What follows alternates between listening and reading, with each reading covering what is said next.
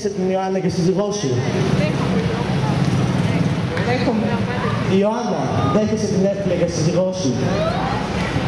Δέχομαι. Λοιπόν, ανταλλάξτε τους όρκους σας.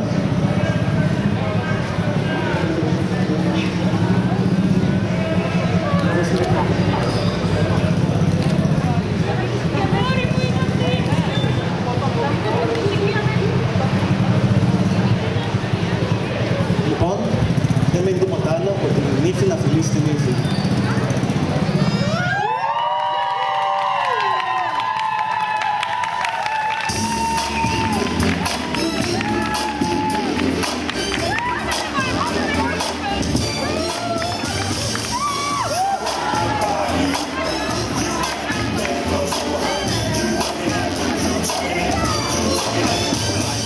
Μαμά, είμαι γκέι.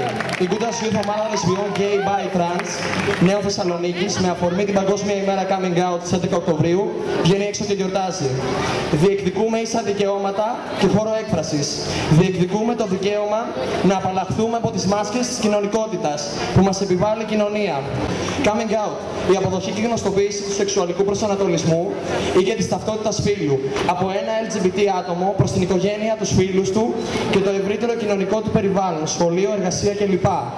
Είναι μια πράξη που δεν αφορά μόνο το ίδιο άτομο, αλλά και ολόκληρη την κοινωνία, αφού μια ζωή μακριά από τη μοναξιά και την υποκρισία είναι δικαίωμα του καθενός.